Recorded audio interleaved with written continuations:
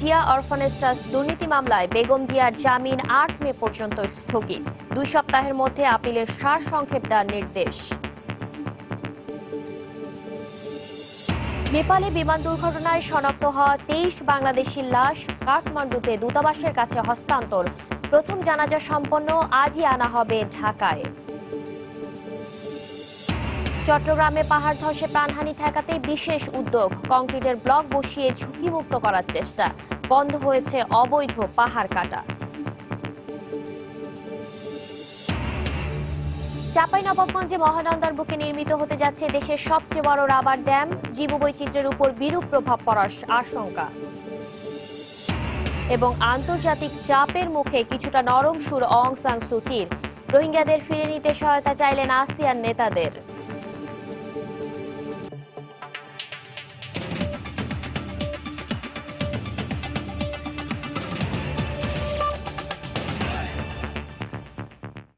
সময় সংবাদের সঙ্গে আছি আমি Shatila Sharmin. Zia orphanage trust দুর্নীতি মামলায় বেগম খালেদা জিয়াকে হাইকোর্টের দেয়া জামিন আগামী ৮ মে পর্যন্ত স্থগিত করেছেন আপিল বিভাগ।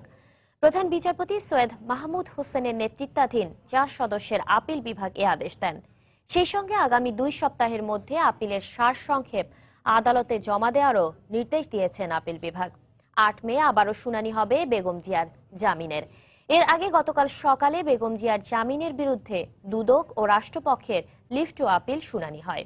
২.৫ ঘণ্টার শুনানি শেষে আদেশের আজকের দিন ধার্য করেন আদালত।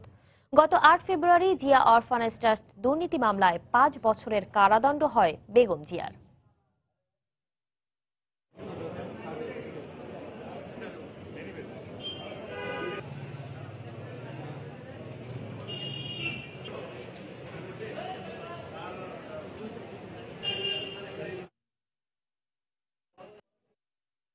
এই মুহূর্তে আদালত প্রাঙ্গণে আছেন রিপোর্টার আফজাল হোসেন। বিস্তারিত জানতে সরাসরি চলে যাচ্ছি তার কাছে। আফজাল, জিয়া অরফানেজ ট্রাস্ট দুর্নীতি মামলায় বেগম জিয়াকে গত ১২ই মার্চ হাইকোর্ট ৪ সপ্তাহের অন্তর্বর্তীকালীন জামিন দিয়েছিলেন। তো এই বেগম জিয়ার এই জামিনের পরপরই মূলত রাষ্ট্রপক্ষ এবং দুদকের আইনজীবীরা বেগম জিয়ার জামিনের বিরুদ্ধে সুপ্রিম কোর্টের চেম্বার আদালতে আপিল করেছিলেন। সেই আপিলটি যদিও সুপ্রিম কোর্টের চেম্বার আদালত বেগম জিয়ার জামিন স্থগিত না করে এই বিষয়ে সিদ্ধান্তের জন্য সুপ্রিম কোর্টের আপিল বিভাগের যে বেঞ্চ, প্রধান বিচারপতি সৈয়দ মাহমুদ হোসেনের নেতৃত্বে ৪ সদস্যের যে বেঞ্চ, সেই বেঞ্চে বেগম জিয়ার জামিনের বিষয়ে শুনানির জন্য পাঠিয়েছিলেন। তো এই বেগম জিয়ার জামিনের বিরুদ্ধে এরই মধ্যে আমরা দেখেছি যে দুদক এবং রাষ্ট্রপক্ষ থেকে ২টি লিভ টু আপিল পৃথকভাবে দায়ের করা হয়েছিল এবং রাষ্ট্রপক্ষ থেকে যেটা বলা হচ্ছিল, বেগম জিয়াকে যে গ্রাউন্ডে অর্থাৎ যে যুক্তিতে হাইকোর্ট জামিন দিয়েছে সেই যুক্তিতে আসলে জামিন পাওয়ার অধিকার বা একজন আসামির সেই গ্রাউন্ডে জামিন পাওয়ার অধিকার নেই, যার কারণে রাষ্ট্রপক্ষ থেকে বেগম জিয়ার জামিনটি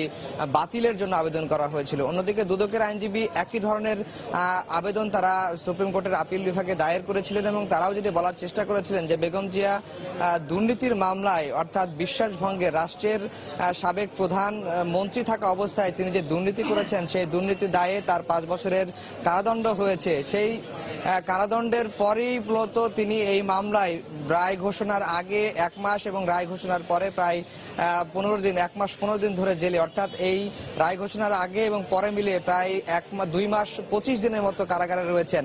তো এই মুহূর্তে এসে বেগম জিয়া তিনি জামিনে মুক্তি পেতে পারেন না বলে রাষ্ট্রপক্ষ থেকে এবং দুদকের পক্ষ থেকে আলাদা আবেদন করে আদালতের কাছে প্রার্থনা করা হয়েছিল। অন্যদিকে বেগম জিয়ার আইনজীবীরা বেগম জিয়ার জামিন যাতে হাইকোর্টের জামিন যেন বহাল থাকে সেই বিষয়টি নিয়েই তারাও যুক্তি দেখিয়েছেন এবং তারাও বিভিন্ন নজির দেখিয়েছেন যে হাইকোর্ট কোনো মামলায় কোনো আসামিকে জামিন দেওয়ার পরে সেই আসামির আসলে জামিন বহালি রাখা হয় সেই বিষয়টি। তো আজকে আদালত পূর্ণাঙ্গ শুনানি শেষে আদালত জানিয়েছেন যে আপিল বিভাগের ৪ জন বিচারপতি একমত হয়েছেন যে বেগম জিয়ার জামিনটি আসলে স্থগিত রাখা হবে এবং এই ৮ মে পর্যন্ত বেগম জিয়ার জামিন স্থগিত রাখা হয়েছে এবং আগামী ২ সপ্তাহের মধ্যে রাষ্ট্রপক্ষ, দুদক এবং বেগম জিয়ার আইনজীবীকে মামলার সারসংক্ষেপ জমা দেওয়ার জন্য বলা হয়েছে। তো আমরা দুদকের আইনজীবী এসেছেন, আমরা দুদকের আইনজীবীর কাছেই বিস্তারিত জানতে চাইবো আদালত আসলে কি বলেছেন, আজকে কি অর্ডার দিয়েছেন এবং সামগ্রিকভাবে আদালত কি বিষয়ে আদেশ দিয়েছেন। আমরা দুদকের আইনজীবী অ্যাডভোকেট খুরশিদ আলম খান, আমরা তার কাছেই বিস্তারিত জানতে চাইবো। খুরশিদ ভাই, আপনি একটু সংক্ষেপে বলবেন যে আজকের অর্ডারটা। জি, আপনারা জানেন বেগম খালেদা জিয়ার লিভ টু আপিল শুনানি শেষ হয়েছে গতকাল। আজকে আদেশের জন্য দিন ধার্য ছিল। আচ্ছা, মহামান্য আপিল বিভাগ আজকে আদেশ দিয়েছেন। এই মামলায় লিভ গ্রান্ট করা হয়েছে এবং স্টে থাকবে এবং আগামী 8ই মে মামলাটি শুনানির জন্য আপিল বিভাগের কার্যতালিকায় আসবে, একদম উপরের দিকে আসবে এবং 7ই মের মধ্যে আমাদেরকে পেপার বুক দিতে বলেছে এবং কনসাইন স্টেটমেন্ট দিতে হবে। আমরা যেদিন লিভ গ্রান্ট পাবো অর্ডারটা সেদিন থেকে 2 সপ্তাহের মধ্যে, এবং রেসপন্ডেন্ট যিনি বেগম খালেদা জিয়ার আইনজীবীরা ওনারা আমাদের পরে 2 সপ্তাহের মধ্যে কনসাইন স্টেটমেন্ট এটা দাখিল করবেন এবং 8ই মে এটা পূর্ণাঙ্গ আপিলটা এটা শুনানি হবে এই বেইল ম্যাটারের উপর, জামিনের উপর। আদালতের এই আদেশটা কি সর্বসম্মতিক্রমে? হ্যাঁ, সর্বসম্মত আদালত বলেই দিয়েছে। আমরা সবাই একমত হয়ে এই আদেশটা আপনাদেরকে দিলাম। কাজেই এই আদেশটা এখন পূর্ণাঙ্গ আপিল শুনানি হবে, আপিলে ডিসাইড হবে বেগম খালেদা জিয়া বেইল পাবেন কিনা। আচ্ছা, এই আদেশটা প্রথম যে সিদ্ধান্ত ছিল পরবর্তীতে পরিবর্তিত হয়েছে কেন? না, শুধু ডেটটা আগে নিয়ে আসছে। এটা প্রথমে দিয়েছিল 22/5। এখন খালেদা জিয়ার আইনজীবীরা বললেন যে এটা অনেক দিন হয়ে গেছে, লেট হয়ে গেছে। ওনাদের আবেদনের প্রেক্ষিতে ওনাদের আবেদনকে সম্মান জানিয়ে আদালত 22/5 থেকে 8/5 করলেন। ভাই, এটা আমি জানি না, আদালত এই ধরনের কোনো কথা বলা। সাথীরা শুনছিলেন দুদকের আইনজীবী অ্যাডভোকেট খুরশিদ আলম খান, তিনি সাংবাদিকদের ব্রিফ করছিলেন যে আজকে আদালত বেগম জিয়ার জামিন বিষয়ে কি আদেশ দিয়েছে সেটি তিনি বলার চেষ্টা করছিলেন এবং আদালত যেটি আদেশ দিয়েছে যে আগামী 8 মে পর্যন্ত বেগম জিয়ার জামিন স্থগিত থাকবে এবং এই 7 মের মধ্যে রাষ্ট্রপক্ষ, দুদক এবং বেগম জিয়ার আইনজীবীকে এই যে লিভ টু আপিল, সেই লিভ টু আপিলের সারসংক্ষেপ জমা দেওয়ার জন্য বলা হয়েছে। আর আরেকটি বিষয় যেটি বলা হয়েছে যে বেগম জিয়ার যে জামিন আদালত হাইকোর্ট দিয়েছিলেন 4 সপ্তাহের জামিন, সেই জামিনটি এখন আর কার্যকর থাকছে না বলে, আমরা 4 মাসের যে জামিন দিয়েছিলেন সেই জামিনটি এখন আর কার্যকর থাকছে না বলে দুদকের আইনজীবী আমরা জানিয়েছেন। যদিও বেগম জিয়ার আইনজীবীরা বলছেন যে এই ধরনের অর্ডার, এই ধরনের সুপ্রিম কোর্টের এই ধরনের আদেশ তারা এর আগে কখনো দেখেন নাই। এই ধরনের ঘটনা বা এই ধরনের আদেশ নজিরবিহীন বলে তারা অসন্তোষ প্রকাশ করেছেন। এবং প্রথমে কিন্তু একটি ধোঁয়াশা তৈরি হয়েছিল এই মামলায়। বেগম জিয়ার প্রথমে আদালত আদেশ দিয়েছিলেন যে 22 মে পর্যন্ত বেগম জিয়ার জামিন স্থগিত থাকা হবে। তাই এরপরেই কিন্তু বেগম জিয়ার আইনজীবীরা সুপ্রিম কোর্টের প্রধান বিচারপতি সৈয়দ মাহমুদ হোসেনের কাছে তারা আবেদন জানান, যেহেতু 22 মে দীর্ঘ একটি সময় রয়েছে এবং এই সময়ের মধ্যে সুপ্রিম কোর্টের অবকাশকালীন ছুটি রয়েছে, যার কারণে তারা তারিখটি পেছানোর জন্য আবেদন করেন। এরপরে মূলত বেগম জিয়ার আইনজীবীরা তারা আবেদন করেছিলেন সময়টা পেছানোর জন্য। আদালত সেটি পিছিয়ে 8 মে ধার্য করেছেন। তো গত 8 ফেব্রুয়ারি জিয়া অরফানেজ ট্রাস্ট দুর্নীতি মামলায় বেগম জিয়াকে 5 বছরের কারাদণ্ড এবং 2,10,00,000 টাকা অর্থদণ্ড দিয়েছিলেন বিচারিক আদালত। সেই বিচারিক আদালতের রায়ের বিরুদ্ধে বেগম জিয়া খালাস যে আপিল করেছিলেন, সেই খালাসের আপিলটি শুনানির জন্য গ্রহণ করেছেন হাইকোর্ট, সেটি এখনো প্রক্রিয়াধীন রয়েছে। আরেকটি বিষয়, বেগম জিয়াটিকে যে 2,10,00,000 টাকা দণ্ড দেওয়া হয়েছিল সেই দণ্ডটি কিন্তু ইতিমধ্যে হাইকোর্ট স্থগিত করে দিয়েছেন। তো এখন শুধুমাত্র যেটি বলা চলে যে এই লিভ টু আপিল, রাষ্ট্রপক্ষ, আসামি পক্ষ এবং দুদকের আইনজীবীর যে লিভ টু আপিল, সেই লিভ টু আপিলের যে সারসংক্ষেপ, সেই সারসংক্ষেপটি 7 মের মধ্যে তারা জমা দিবেন এবং 8 মে এই মামলাটি আবার বেগম জিয়ার জামিন বিষয়ে আপিল শুনানির বিষয়টি আবার সুপ্রিম কোর্টের আপিল বিভাগের কার্যতালিকায় 1 নম্বরে রাখা হবে এবং সেই সময় বেগম জিয়ার জামিন বাতিল করা হবে কিনা সেটা নিয়ে পূর্ণাঙ্গ শুনানি হবে। তো এই ছিল হাইকোর্ট থেকে বেগম জিয়ার জামিন স্থগিত হয়ে যাওয়ার বিষয়ে সবশেষ খবর। সাথীরা, বিএনপি চেয়ারপারসন বেগম খালেদা জিয়ার জামিন প্রক্রিয়া সম্পর্কে সর্বশেষ অবস্থা জানাচ্ছিলেন আমাদেরকে আফজাল হোসেন, তিনি ছিলেন উচ্চ আদালত প্রাঙ্গণে। নেপালে বিমান দুর্ঘটনায় শনাক্ত হওয়া 23 বাংলাদেশির মরদেহ বাংলাদেশ দূতাবাসের কাছে হস্তান্তর করা হয়েছে। দুপুর 2টা নাগাদ মরদেহ ঢাকায় এসে পৌঁছানোর কথা রয়েছে। এরই মধ্যে মরদেহ নেপাল ত্রিভুবন বিমানবন্দরে নেওয়া হয়েছে। এর আগে সকালে কফিনে মোড়ানো মরদেহ নেপাল পুলিশের পক্ষ থেকে বাংলাদেশ দূতাবাসের কাছে হস্তান্তর করা হয়। পরে বাংলাদেশ দূতাবাসে তাদের জানাজা সম্পন্ন হয়। বিমান বাহিনীর একটি বিশেষ বিমানে মৃতদেহ আজ 2টার মধ্যে ঢাকায় নিয়ে আসা হবে। এদিকে শনাক্ত না হওয়া 3 বাংলাদেশির মধ্যে একজনের মৃতদেহ শনাক্ত করা গেছে বলে জানিয়েছেন নেপালে বাংলাদেশের রাষ্ট্রদূত। পরিচয় ঘোষণার পর বুধবার তার মরদেহ বিমানযোগে দেশে ফেরত পাঠানো হবে। বাকি 2 জনের মরদেহ পেতে স্বজনদের অপেক্ষা করতে হবে ডিএনএ টেস্ট পর্যন্ত। সেক্ষেত্রে 10 থেকে 21 দিন পর্যন্ত সময় লাগতে পারে।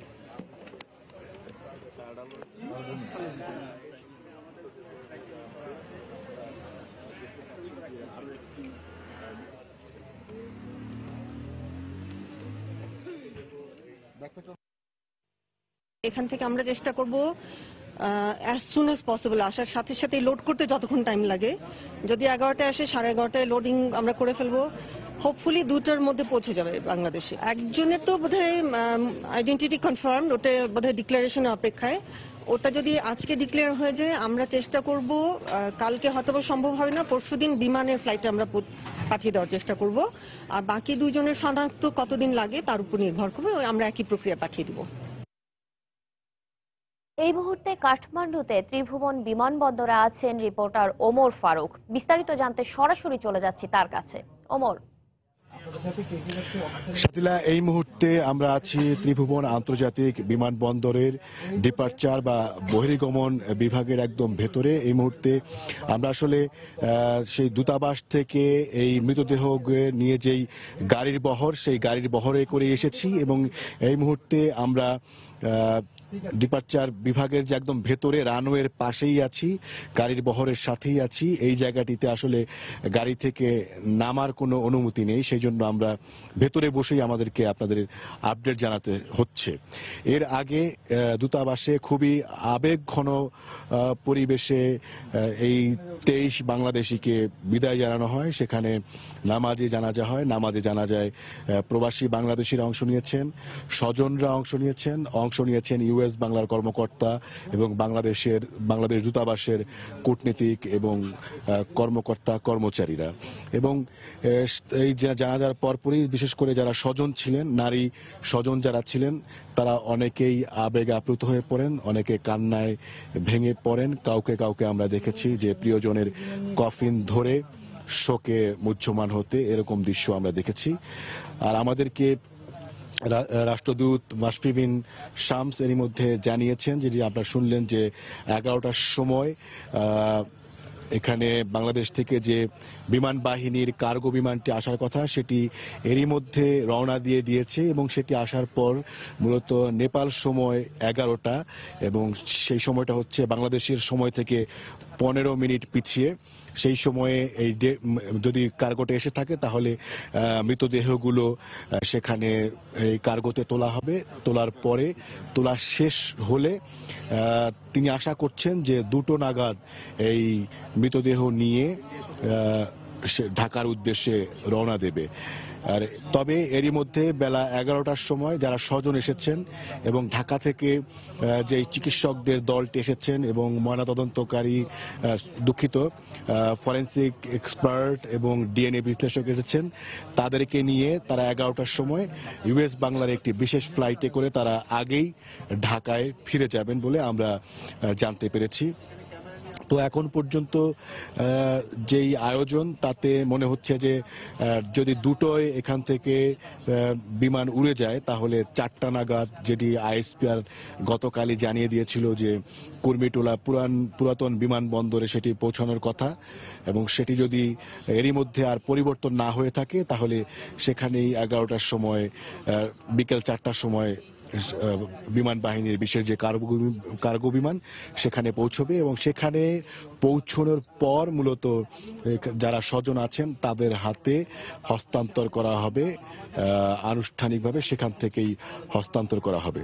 তবে এই মৃতদেহ যেমন কাঠমান্ডুতে এই মৃতদেহগুলো ফরেন্সিক বিভাগ কিন্তু হস্তান্তর করেছে পুলিশের কাছে এবং কাঠমান্ডু পুলিশের কাছ থেকে এই মৃতদেহ বুঝে নিয়েছে বাংলাদেশ দূতাবাস।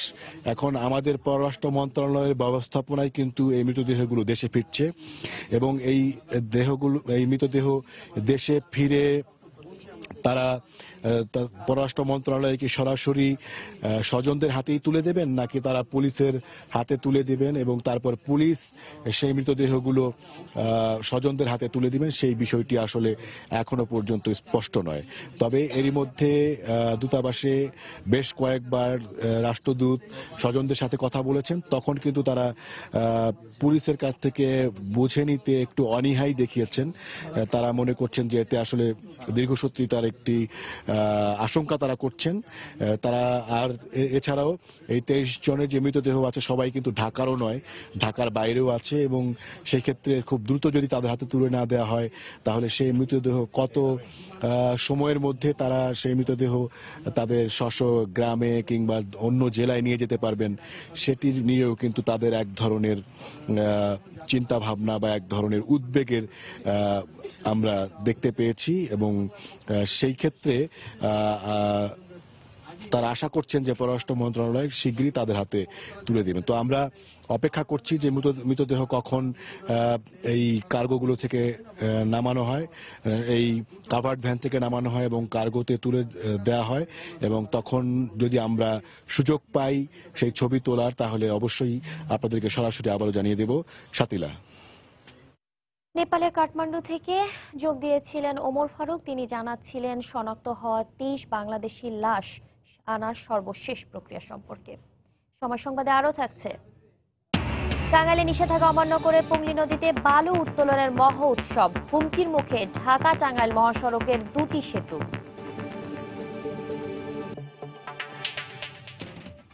বিদেশি ও উন্নত প্রযুক্তি ব্যবহারের মাধ্যমে বন্দর নগরী চট্টগ্রামে পাহাড় রক্ষায় নেওয়া হয়েছে বিশেষ উদ্যোগ। কংক্রিটে তৈরি ব্লক বসানোর মাধ্যমে নগরীর ব্যক্তি মালিকানাধীন ও সরকারি পাহাড়গুলো ঝুঁকিমুক্ত করা হচ্ছে।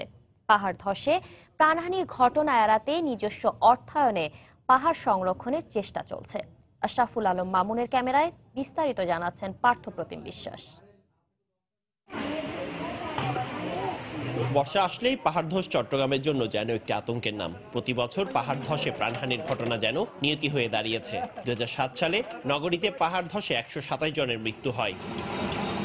তাই পাহাড় ধস রোধে ব্যক্তি মালিকানাধীন ও বিভিন্ন সরকারি প্রতিষ্ঠানে ঝুঁকিপূর্ণ পাহাড় সংরক্ষণে নেওয়া হয়েছে উদ্যোগ। বিশেষজ্ঞদের দাবি, পাহাড় না কেটে উন্নত প্রযুক্তি ব্যবহার করে পাথর ও সিমেন্টের কংক্রিটের তৈরি ব্লক পাহাড়ে বসানোর মাধ্যমে একদিকে যেমন পাহাড় ধস রোধ করা হয়েছে, তেমনি অবৈধভাবে পাহাড় কাটা বন্ধ করা হয়েছে। সেখানে আমরা কিছুটা রিবিল্ড করেছি, কিন্তু কোনো কিছু কাটি নেই। We have not taken out anything, অথবা কোনো কিছু কেটে ফেলিনি। ওটাকে আমরা রিবিল্ড করে ওইটাকে প্রোটেক্ট করার ব্যবস্থা করেছি, যাতে করে প্রোটেকশনটা হবে। আবার কিছুদিন পরে পাহাড়টা যে ওখানে যে কংক্রিটের কোনো কাজ আছে সেটা যেন দেখা না যায়। ব্রিজটা সাইজটা ডিজাইন করার পরে তারপরে আমরা প্রথমে ওখানে জি টেক্সটাইল বসাই, জি টেক্সটাইল বসানোর পর এর উপর গ্রিডগুলো বসাই। এই পদ্ধতি ব্যবহার করে পাহাড় ধসের ঝুঁকিতে পড়া নগরীর খুলশি এলাকায় অবস্থিত জাতীয় গ্রিডে চট্টগ্রামের সাথে সম্পৃক্ত থাকা 132 কেবির বিদ্যুৎ সঞ্চালন টাওয়ার রক্ষা করা হয়েছে। একইভাবে ব্যক্তিগত মালিকানাধীন পাহাড়ও রক্ষা করা হয়েছে বলে জানান বিশেষজ্ঞরা। এই পাহাড়টা আসলে এইভাবে আমরা এবং জাতীয় গ্রিড লাইনটা সহ আমরা সুরক্ষিত রাখতে পারছি আর কি। সবচেয়ে বেশি বৃষ্টি হলো জিটেক্সের মধ্যে আমার পানি যাবে, কিন্তু মাটি যাবে না। এটা সম্পূর্ণ এটা প্রোটেক্ট করবে আবার। এই বৈজ্ঞানিক পদ্ধতি অবলম্বন করে নগরীর অন্যান্য পাহাড়গুলো ঝুঁকিমুক্ত করা সম্ভব বলে মনে করেন এই নগর পরিকল্পনাবিদ। এইভাবে বৈজ্ঞানিক পন্থা অবলম্বন করে সবগুলো পাহাড়কেই কিন্তু রক্ষা করা সম্ভব। গত বছর রাঙামাটি, বান্দরবান, খাগড়াছড়ি, চট্টগ্রাম সহ 5 জেলায় পাহাড় ধসে প্রাণ হারায় 160 জন মানুষ। পার্থপ্রতিম বিশ্বাস, সময় সংবাদ, চট্টগ্রাম। চাঁপাইনবাবগঞ্জের মহানন্দা নদীর হেরাইচর নামক স্থানে নির্মিত হতে যাচ্ছে দেশের সবচেয়ে বড় রাবার ড্যাম।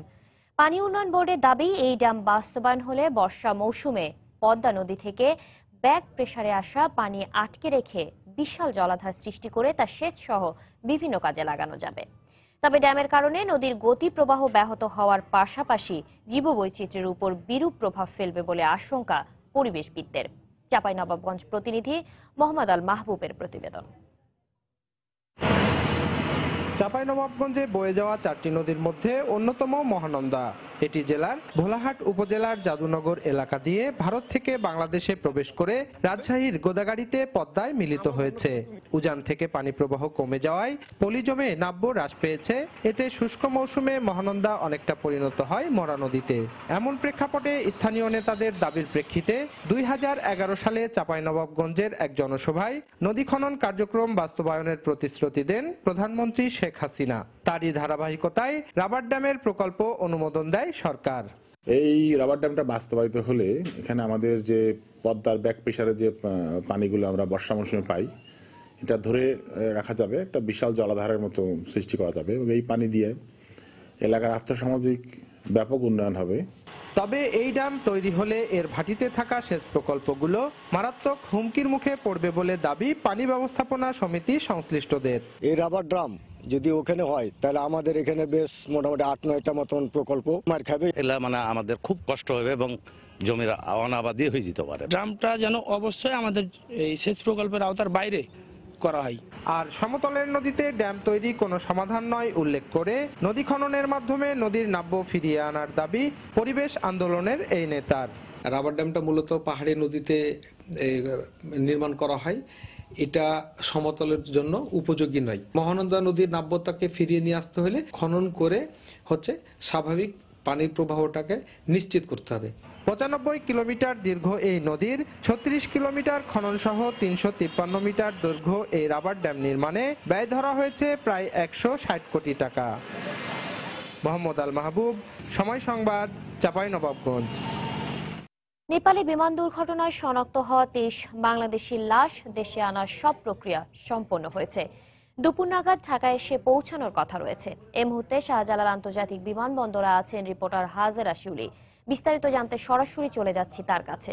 শিউলি, শাকিল, আপনি জানেন যে নেপালে ইউএস বাংলার বিমান বিধ্বস্তের ঘটনায় নিহত 23 বাংলাদেশের মরদেহ আজ দেশে ফিরিয়ে আনা হচ্ছে এবং এই মরদেহ দেশে ফেরত আনার জন্য সকাল 9:30টায় শাহজালাল আন্তর্জাতিক বিমানবন্দর থেকে বিমান বাহিনীর একটি বিশেষ কার্গো ফ্লাইট নেপালের উদ্দেশ্যে যাত্রা করেছে বলে আমাদেরকে জানিয়েছেন সিভিল এভিয়েশন কর্তৃপক্ষ। এছাড়া সেখানে যে স্বজনরা অবস্থান তাদের নিহতদের স্বজনরা তারাও কিন্তু আজকে ইউএস বাংলার আরেকটি ফ্লাইটে তারা দেশে ফিরবেন এবং এখন পর্যন্ত আমাদের কাছে যে খবর আছে বিকেল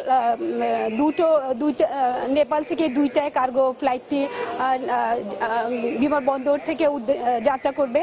এছাড়া স্বজনদের বহনকারী ইউএস বাংলার ফ্লাইটটিও দুপুরের নাগাদ শাহজালাল আন্তর্জাতিক বিমানবন্দরে অবতরণ করবে বলে আমাদের কাছে খবর আছে এবং তারা আমাদেরকে জানিয়েছেন যে ভিভিআইপি টার্মিনাল গেট দিয়ে এই মরদেহ বহনকারী অ্যাম্বুলেন্সগুলো আর্মি স্টেডিয়ামে নিয়ে যাওয়া হবে এবং সেখানেই নিহতদের দ্বিতীয় দফায় নামাজে জানাজা অনুষ্ঠিত হবে।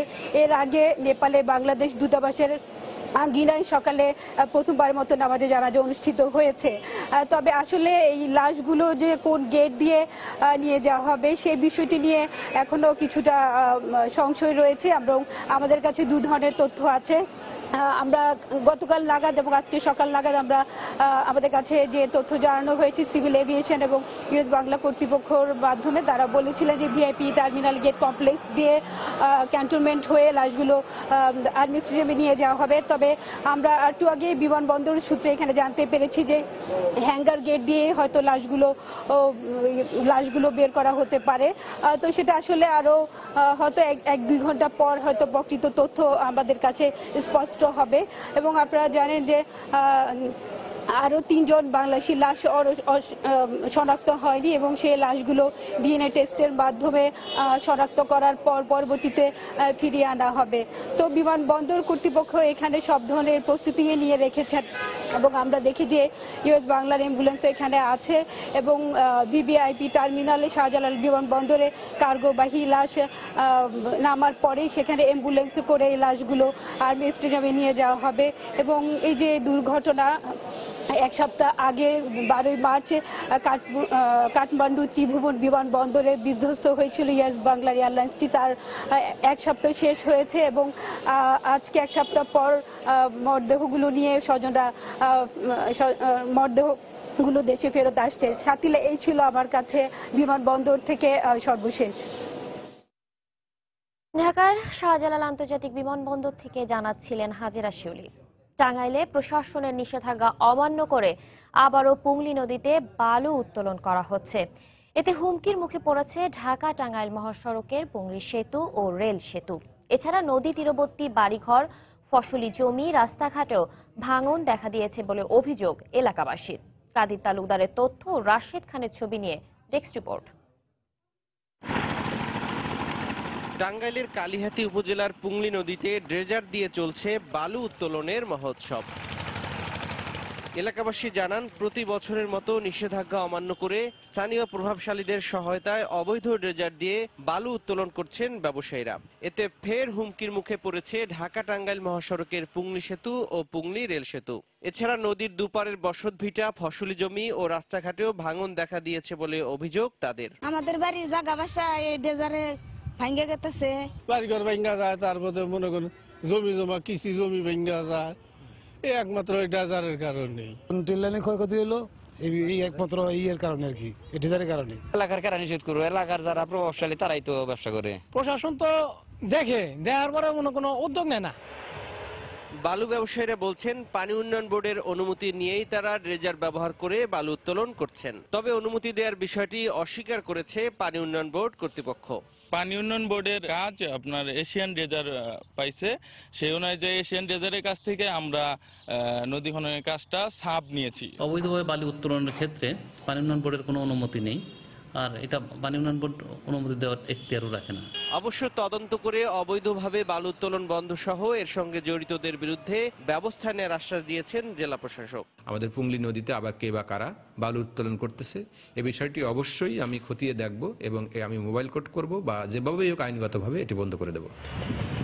পুংলি সেতু ও পুংলি রেল সেতু দিয়ে প্রতিদিন উত্তরবঙ্গের 17 জেলার কয়েক হাজার গাড়ি ও বেশ কয়েকটি ট্রেনে লক্ষাধিক মানুষ যাতায়াত করেন। সময় সংবাদ, টাঙ্গাইল। দেশের বড় দু দলের মধ্যেই বারবার হাত বদল হয়েছে পাবনা 2 আসন। এ অবস্থায় আগামী নির্বাচনকে ঘিরে তৎপরতা শুরু করেছেন দুই দলের নবীন প্রবীণ নেতারা।